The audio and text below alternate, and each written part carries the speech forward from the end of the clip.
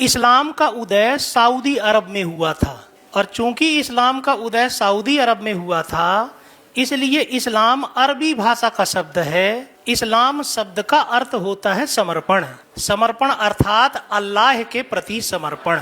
इस्लाम धर्म के धर्मावलंबी ऐसा मानते हैं कि इस्लाम धर्म सृष्टि के प्रारंभ से है और अल्लाह ने इस्लाम धर्म का संदेशा पृथ्वी के लोगों को देने के लिए समय समय पर पैगंबरों को भेजा है। पैगंबर अर्थात अल्लाह का पैगाम देने वाला, अंबर का पैगाम देने वाला। इस्लाम धर्म के धर्मावलंबियों के अनुसार पृथ्वी में ऐसे कुल 1,24,000 पैगंबर आए हैं। उन 1,24,000 पैगंबरों में से 25 पैगंबरों के नाम इस्लाम धर्म के सबसे पवित्र ग्रंथ कुरान में भी मिलते हैं, जिनमें प्रथम पैगंबर के रूप में आदम का नाम मिलता है, फिर अब्राहिम, इस्माइल, याकूब, यूसुफ, मूसा, ईसा, दाऊद, सुलेमान और अंतिम पैगंबर के रूप में मोहम्मद।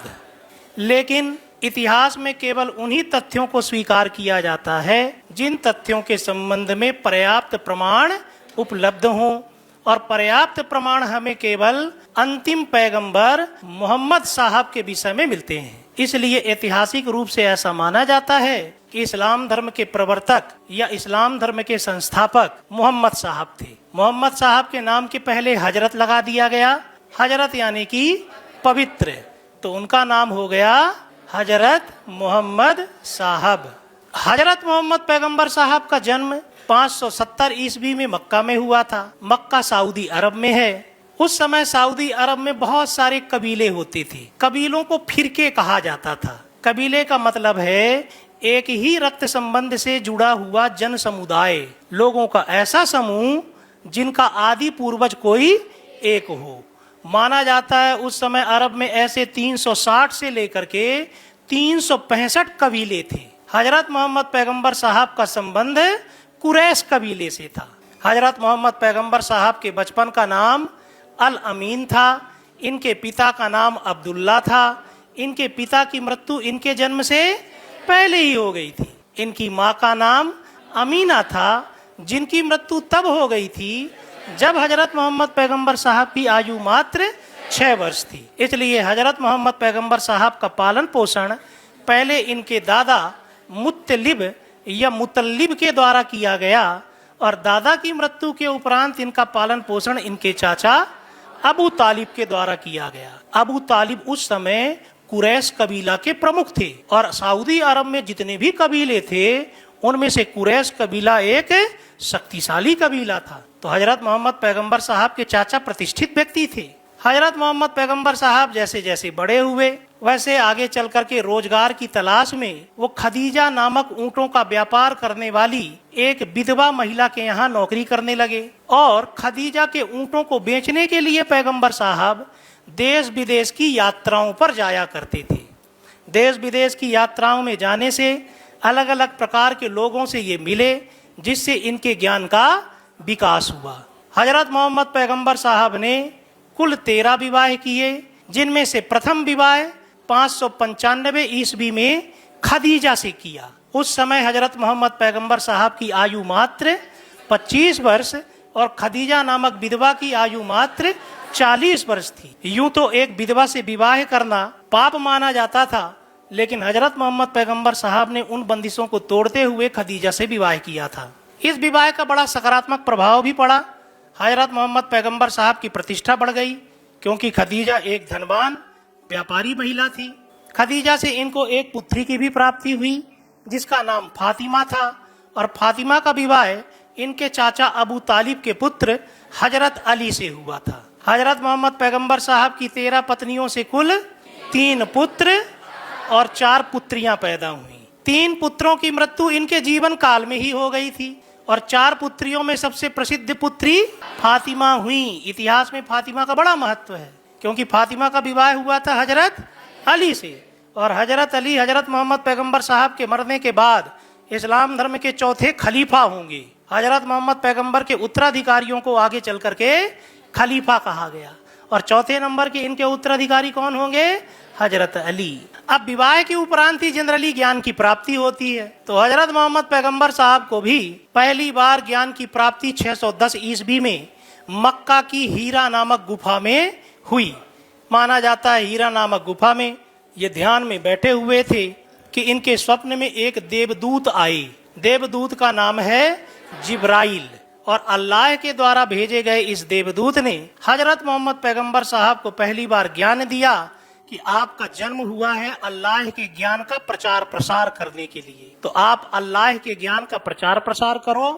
और अल्लाह का प्रथम संदेशा यह है कि अल्लाह एक है और निराकार है। इस तरीके से हजरत मोहम्मद पैगंबर साहब को 40 वर्ष की अवस्था में 610 ईस्वी में पहली बार ज्ञान की प्राप्ति हुई। इसके कुछ ही समय के पश्चात माना जा सकता है कि इस्लाम धर्म की स्थापना हुई होगी। इतिहासकार मानते हैं कि इस्लाम धर्म की व्यवस्थित रूप से स्थापना 612 के आसपास हुई थी। हजरत मोहम्मद पैगंबर साहब को जो ज्ञान मिला था वो ज्ञान उन्होंने सबसे पहले अपनी पत्नी खदीजा को बताया, अर्थात हजरत मोहम्मद पैगंबर साहब की प्रथम शिष्या उनकी पत्नी खदीजा हुई। और हजरत मोहम्मद पैगंबर साहब के प्रथम शिष्य उनके ससुर अबू बकर हुए। अबू बकर की एक लड़की अम्मा आयशा का विवाह हजरत मोहम्मद पैगंबर साहब से हुआ था। अब हजरत मोहम्मद पैगंबर साहब मक्का के लोगों में इस ज्ञान का प्रचार प्रसार करने लगे कि अल्लाह एक है और अल्लाह निराकार है। लेकिन मक्का में उस समय एक आयताकार जगह हुआ करती थी, और उस आयताकार जगह के चारों तरफ 360 से 365 अलग अलग देवी देवताओं की मूर्तियां हुआ करती थी। माना जाता है उस समय अरब में 360 से 365 कबीले थे, और हर कबीले की एक देवी या देवता की मूर्ति होती थी। 365 दिनों में एक दिन एक कबीले के लिए निर्धारित रहता था। उसी दिन उस कबीले के लोग उस आयताकार जगह में जाकर के अपने देवी या देवता की मूर्ति की पूजा किया करते थे। ऐसी जानकारी मिलती है कि उन देवी देवताओं में 3 देवियां पैगंबर की पुत्रियां थीं। कुरान में उनके नाम भी मिलते हैं, अल-लात, अल-लुज्जा एवं मनात।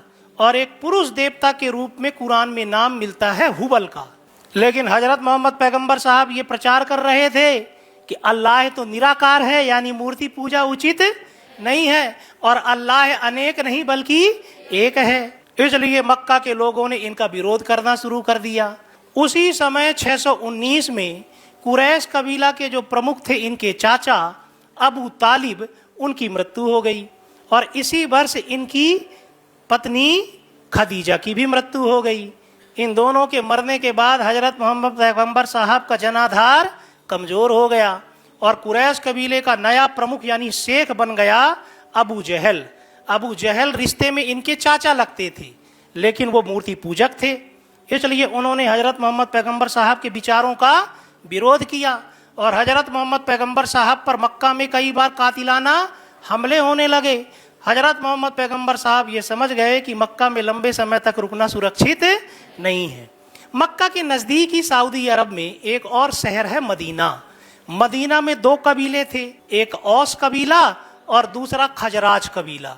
ये दोनों कबीले आपस में लड़ते झगड़ते रहते थे। इन दोनों कबीलों के शेखों को, सरदारों को कहीं से पता चला कि मक्का में एक विद्वान व्यक्ति है जिसने देश विदेश की यात्राएं की हैं और जो दावा करता है कि उसे अल्लाह ने ज्ञान दिया है, वो यदि मदीना आ जाए तो हमारे परंपरागत झगड़े को सुलझा सकता है।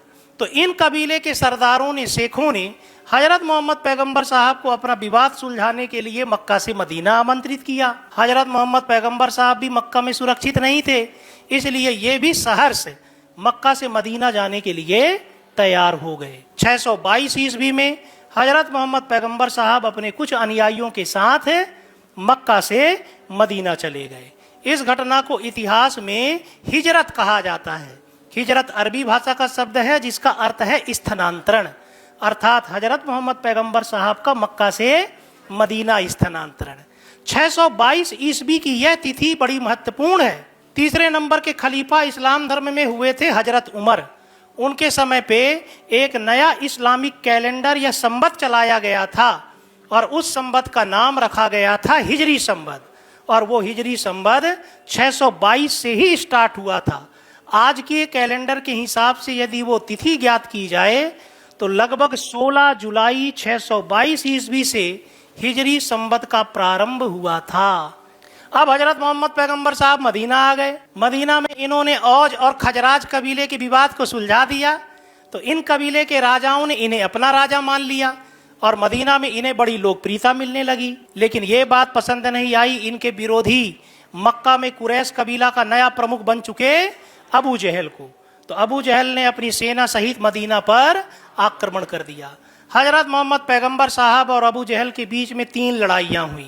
624 में पहली लड़ाई बद्र की लड़ाई हुई, 25 में उहुद की लड़ाई हुई और 27 में खंदक की लड़ाई हुई।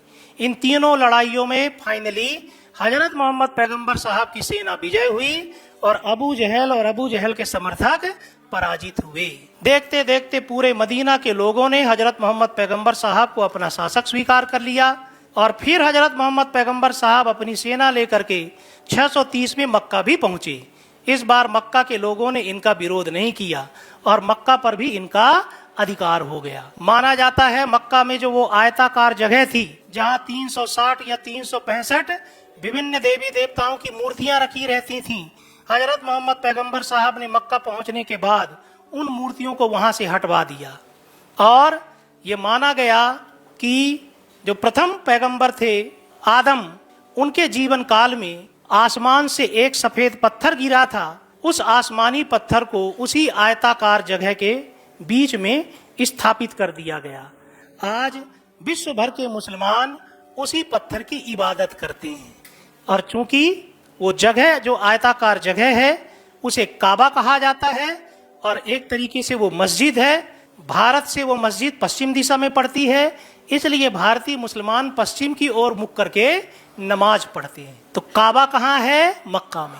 काबा वही आयताकार जगह है जिसके विषय में माना जाता है कि इसके चारों तरफ 360 या 365 अलग अलग देवी देवताओं की मूर्तियां हुआ करती थीं, जिन्हें हजरत मोहम्मद पैगंबर साहब के द्वारा 630 में मक्का पर अधिकार करने के उपरांत हटवा दिया गया था। यहीं कुछ ऐसी भी बातें मिलती हैं सोशल मीडिया वगैरह में कि वो जो पत्थर है जिसके विषय में कहा जाता है कि आसमानी पत्थर है, वास्तव में वो एक शिवलिंग है और वो शिवलिंग पहले सफेद था क्योंकि उसमें चांदी की खोल चढ़ी हुई थी और पैगंबर साहब ने मूर्तियां तो छोटी मोटी हटवा दी, लेकिन जब इन्होंने वो शिवलिंग हटाने का प्रयास किया तो वहां के सारे कबीले एकजुट हो गए और उन्होंने बोला नहीं, ये हमारे मक्केश्वर शिवलिंग हैं, आप इनको नहीं हटा सकते हो।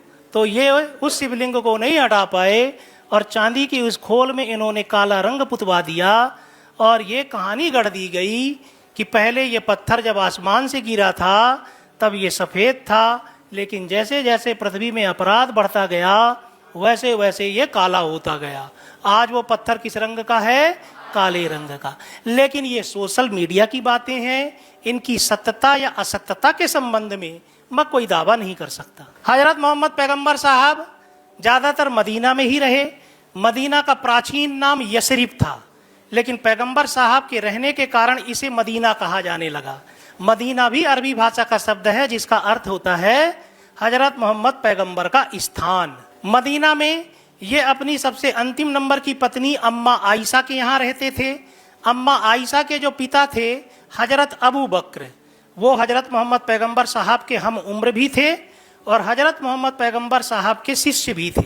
हजरत मोहम्मद पैगंबर साहब मई 632 ईस्वी में मदीना से मक्का काबा की यात्रा के लिए आए।